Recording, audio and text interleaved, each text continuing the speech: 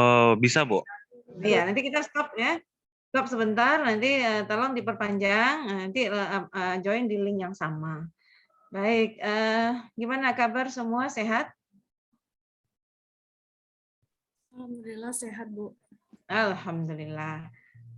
Kita masih online ya, sementara beberapa fakultas lain sudah mulai hybrid. Sebagian 35 orang per kelas itu luring atau offline, kemudian sebagian lagi online. Tapi kayaknya farmasi belum siap untuk itu, fasilitasnya kan butuh fasilitas yang ini juga ya, sehingga kita tetap online ya. Oke, enggak masalah, asalkan kita bisa memanfaatkan teknologi ini dengan sebaik-baiknya. Nah, sebelum UTS Ibu sudah kasih tugas mengenai one open compartment model ya, ada latihan-latihan. Nah, sekarang ada yang mau ditanyakan mengenai latihan itu, silakan. Silakan di unmute audionya, share screen juga boleh ya, apa yang sudah dikerjakan dan silakan ditanyakan apa saja.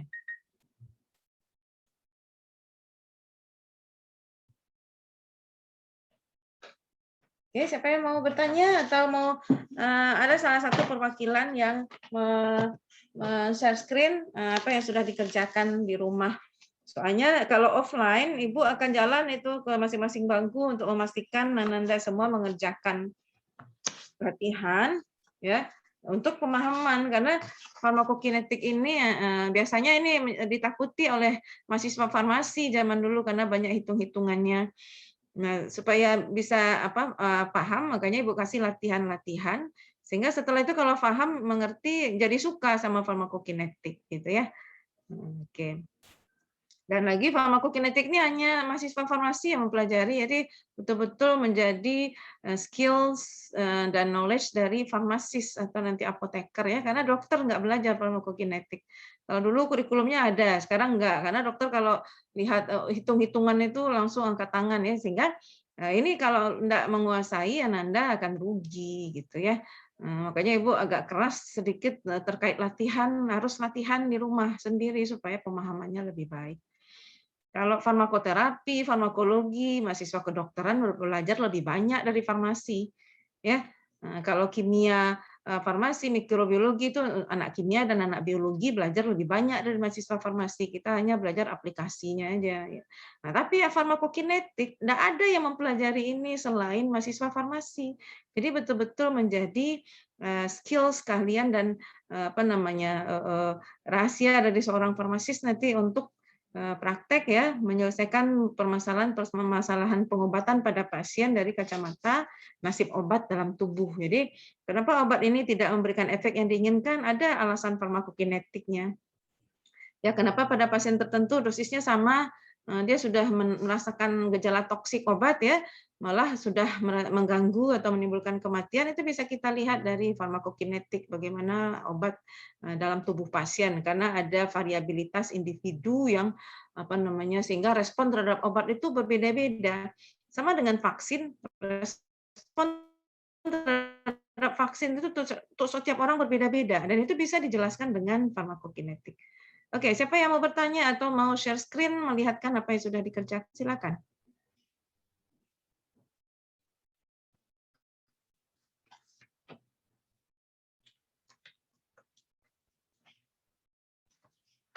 Ayo, silakan. Oh ya, yang namanya belum ada BP, tolong dibuatkan 4 digit terakhir nomor BP-nya dulu, supaya Ibu gampang catat untuk nilai keaktifan. Ibu catat ya, Ibu nilai berikan bonus nanti.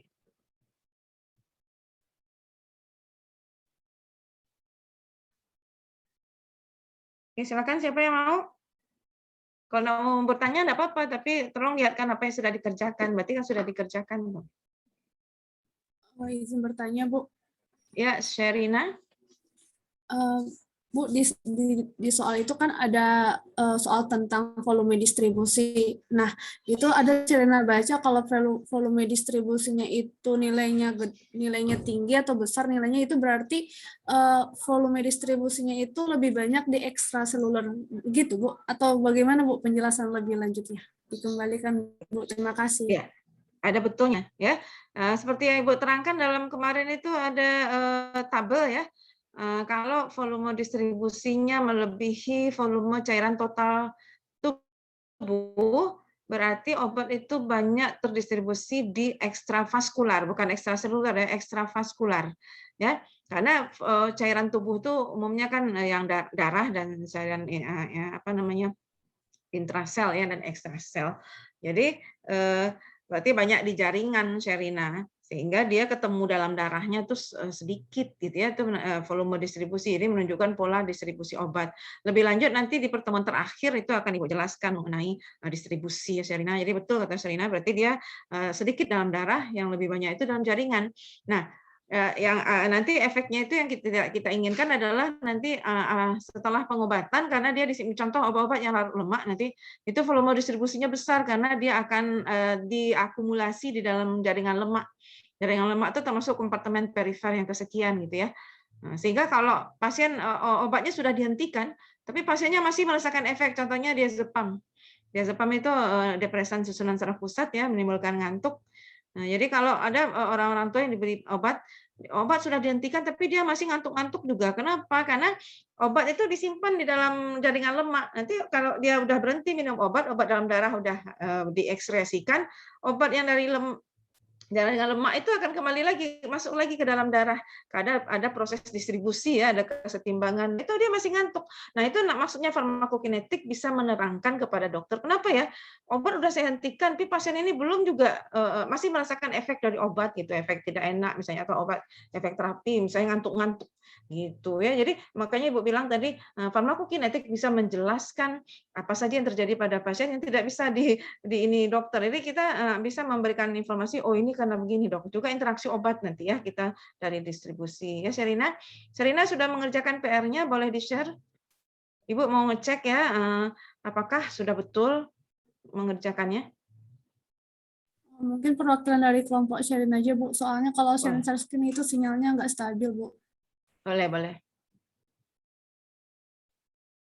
Silakan, Ibu mau lihat, kita lihat sama-sama nanti untuk konfirmasi apakah sudah betul yang dikerjakan sehingga memang pemahamannya sudah bagus.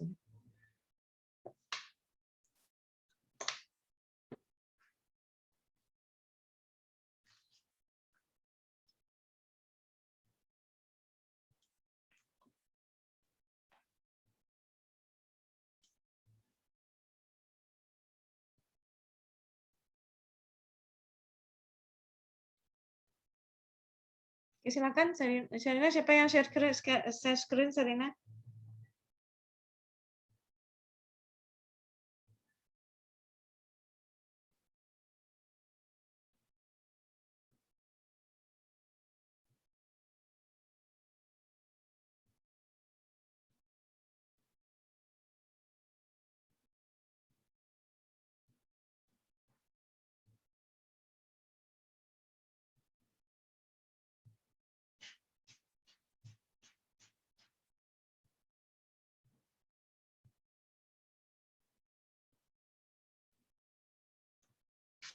Oke, silakan. Siapa yang mau menyampaikan? Aisyah?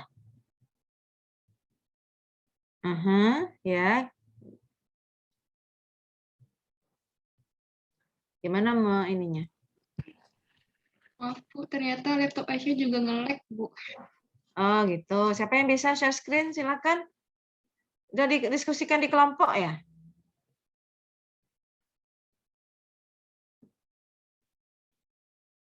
Oke.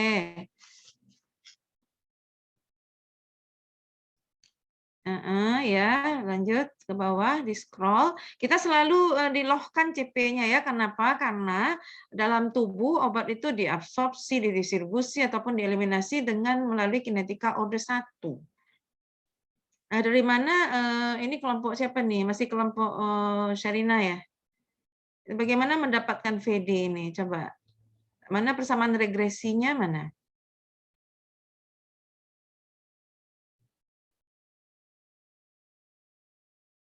Oke, jadi ini masih ini udah grafik antara log C terhadap T, Sherina. Ini siapa nih layar siapa ya Bu lihat di screen siapa ya Bu lihat? Ya, Nah, jadi biasanya kalau kita bikin grafik, Carina, harus jelas di sini X-nya apa, absisnya waktu kan ya, satuannya apa, jam. Ordinatnya apa nih, CP apa log CP?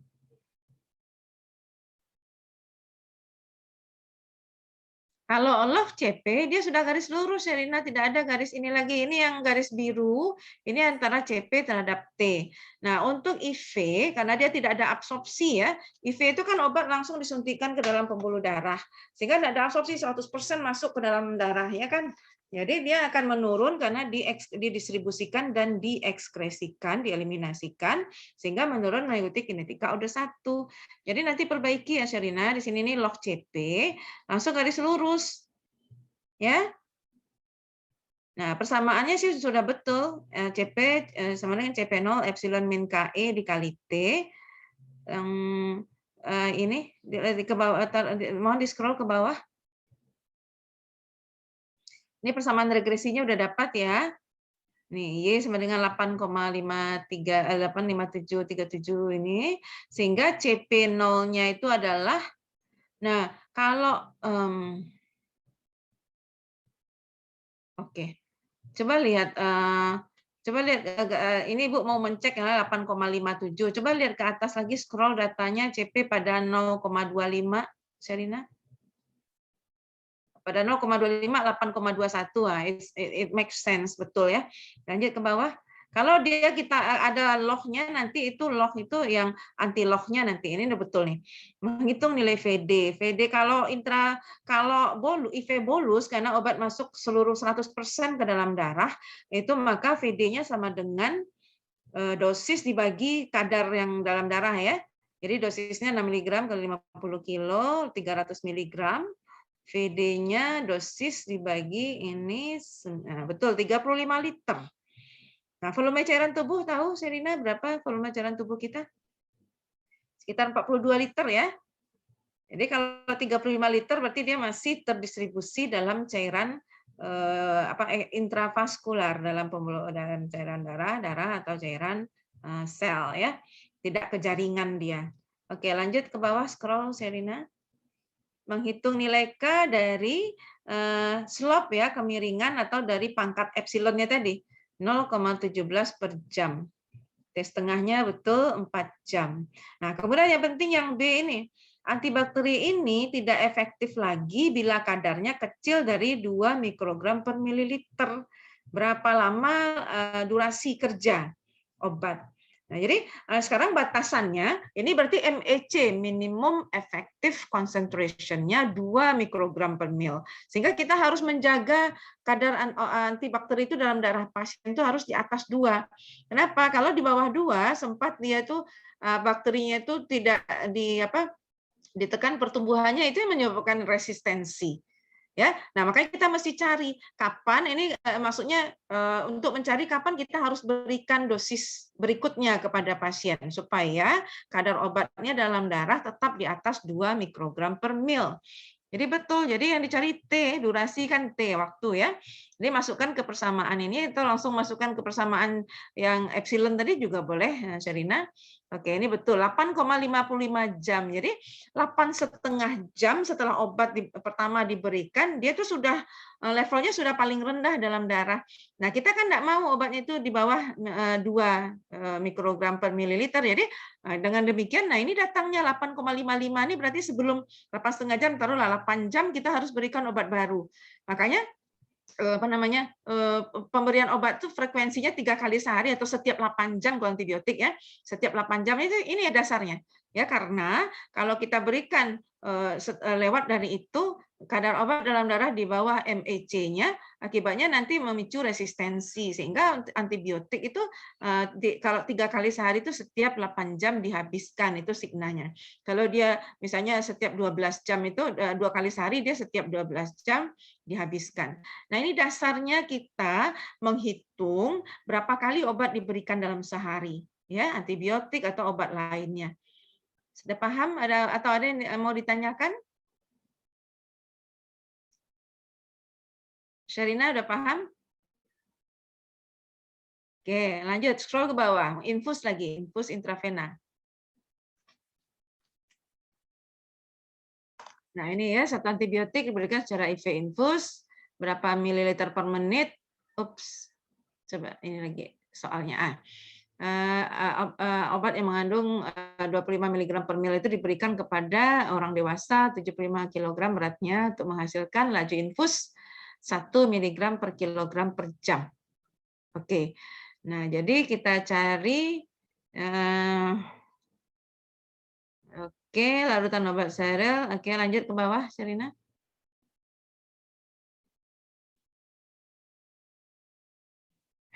Ini rumusnya mana nih? Nggak kelihatan sama Ibu, kan rumusnya itu K0 tuh CSS sama dengan K0 per... Ini rumus yang mana Sherina pakai nih?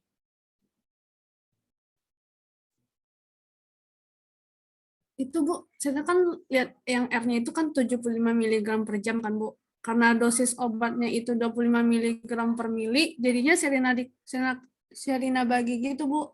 75 mili per jam dibagi 25 mg per mili gitu kan Bu. Nanti kan hasilnya itu 3 mili per jam, baru nanti dijadikan ke menit Bu. Jadi 0,05 mili per menit.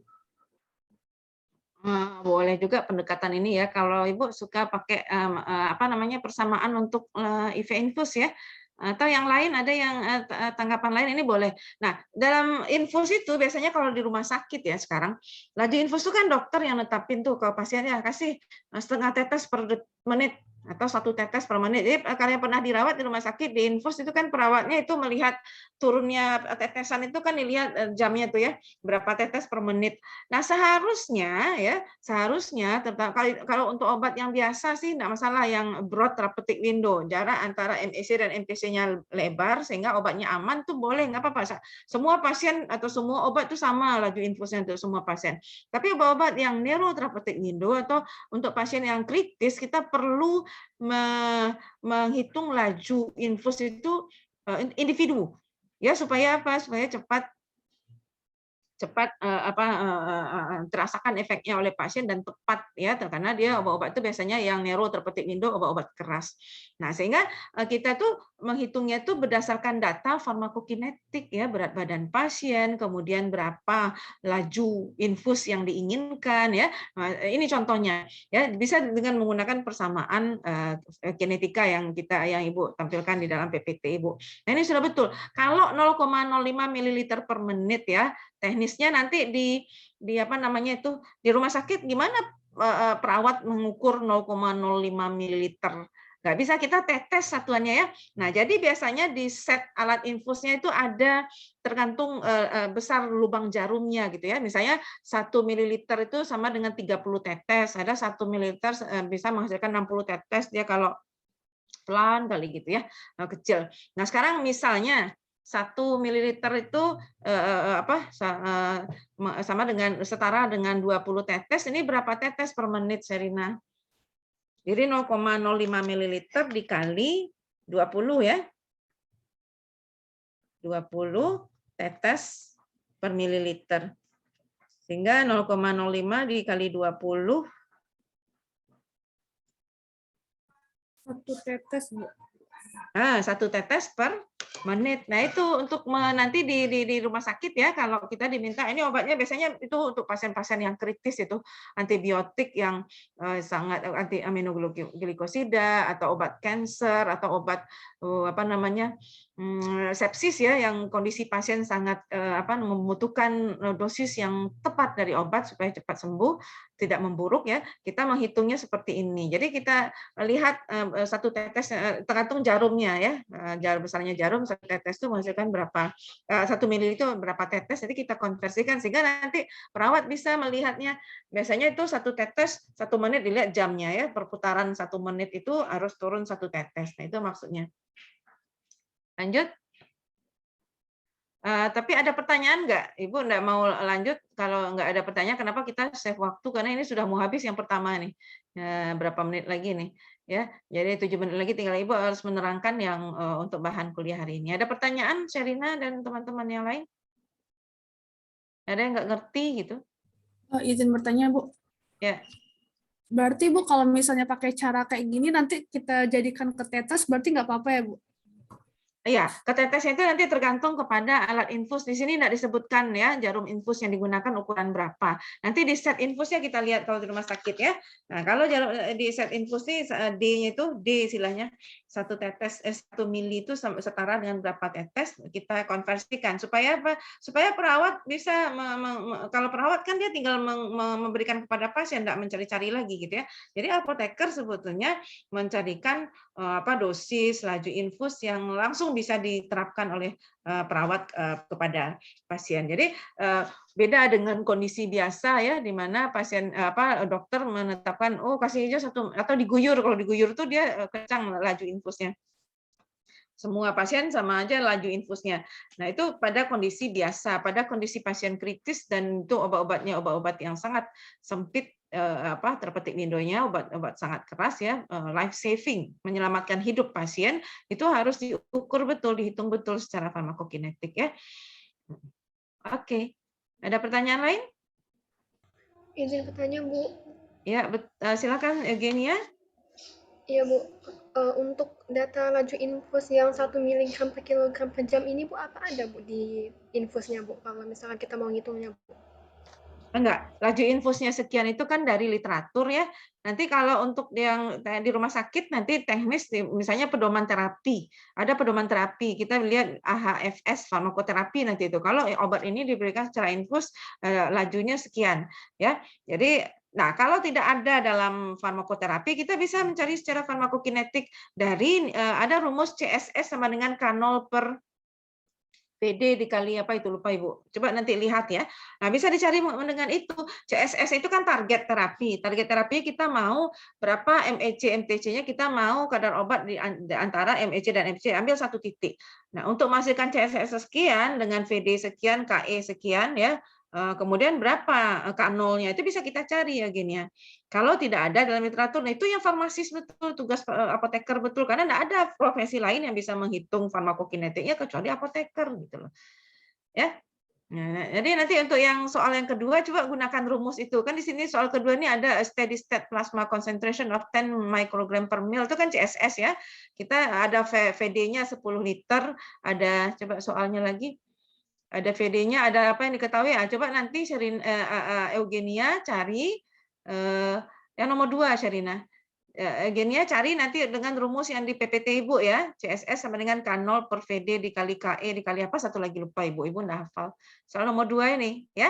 Nah, ini pendekatannya kita menggunakan, nah ini VD dikali K ya. R itu K0 sama dengan K0 tuh, laju infus ya 20 mg per jam. Nah, ini kan belum operasional 20 mg ini obatnya untuk takaran obat padat ya. Sementara kita obatnya larutan. Nah, itu gunanya tadi berapa larutannya 25 mg per mililiter kita rubah ya miligram ini menjadi mililiter dulu. Kemudian kita ubah ke menit. Jadi berapa tetes. Nah, nanti kita ubah jadi tetes per menit, nah, itu ukurannya. Ya, gini ya. Nah, jadi kalau tidak dinyatakan dalam pedoman terapi laju infusnya sekian, kita bisa cari dengan parameter farmakokinetik. Jadi ini individualized terapi, terapi individual. Jadi laju infus itu nggak sama untuk setiap pasien. Biasanya itu obat-obat yang sangat keras, life saving juga untuk pasien kondisi kritis dan juga menyelamatkan hidup pasien. Nah, ini pentingnya farmasi klinis ya. Jadi farmakokinetik menjadi satu-satunya yang kompetensi farmasi yang tidak dimiliki oleh profesi lain yang bisa membantu ya meningkatkan kualitas hidup pasien atau life saving, bisa menyelamatkan hidup. Ya, Eugenia? Oke, nanti tolong dicari ya. Ini sudah betul nih Sherina ini. Ada lagi yang mau bertanya? Tinggal 3 menit. Nanti kalau terputus langsung nanti kita coba masuk lagi ke menggunakan link yang sama ya. Baru Ibu terangkan apa materi hari ini. Ada lagi yang bertanya? Bertanya, Bu. Ya, boleh Anissa, silakan. Pada soal Shergal halaman 127 sampai 128 yang nomor 2 itu, Bu, kan ya. Ada tabelnya, Bu, yang ada 2 CP, ada untuk intravena dan juga ada untuk infus. Dan juga ada betul. Itu tuh kayak ragu gitu, Bu, dalam untuk membuat persamaan regresinya, Bu. Ragunya di mana? Dalam membuat kayak persamaan regresinya itu yang kita tautkan itu antara waktu satu dengan salah satu CP-nya atau dengan kedua CP-nya itu aja, Bu? Oh ya, ya itu ada gunanya dua-duanya itu Anissa ya. Jadi yang untuk apa namanya? Untuk yang Ivebol itu kan berarti obat yang sama diberikan pada pasien yang sama, satu loading dose, yang satu lagi IV infus kan ya. Jadi yang loading dose tadi dengan IV bolus itu dengan datanya kita bisa dapatkan nilai KE itu Anissa. KE langsung dicari, kan obatnya sama pada pasien yang sama, jadi KE-nya sama berarti ya. Jadi untuk mencari CP0 dan KE dari obat itu yang untuk IV bolus. Nanti untuk IV infus, nah apa yang ditanyakan oleh soal berikutnya ya, misalnya itu bisa dengan data IV infus kita cari. Jadi dilohkan juga CP-nya untuk yang IV infus, nanti dapat persamaan regresi ya. Nah, KE sudah dapat dari yang IV bolus ya kan. Apa yang bisa dicari untuk mana dia? Ini ya. Nah, lanjut. Nah, coba ke bawah. Ini sudah mau habis ini waktunya. Ya, kan sama-sama di ini ya, dilohkan ya. Nah, kemudian berapa steady state ditanyakan? Steady state itu kan CSS sama dengan K0 atau R ya, dibagi VD dikali KE. Nah, bisa dari KE cari VD. VD itu harus tahu channel. Channelnya kita dapat dari ini, dari single IV dose ini channelnya. Ya, ya Anissa. Jadi bisa dicari VD CSS kan ya? Coba lanjut ke bawah. Kita dalam hitungan menit akan putus ini apanya. Ya, Anissa, terjawab pertanyaannya Anissa? Iya, Bu. Oke. Coba lanjut ke bawah yang Sherina. Scroll ke bawah.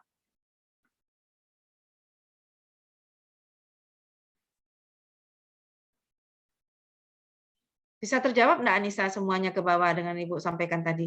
Jadi obatnya sama, diberikan kepada pasien yang sama, parameternya mestinya saling mendukung gitu ya. Dicari di IV bolus itu parameter apa? KE dan channel, dapat channel. Nanti untuk dengan IV infus apalagi yang dicari?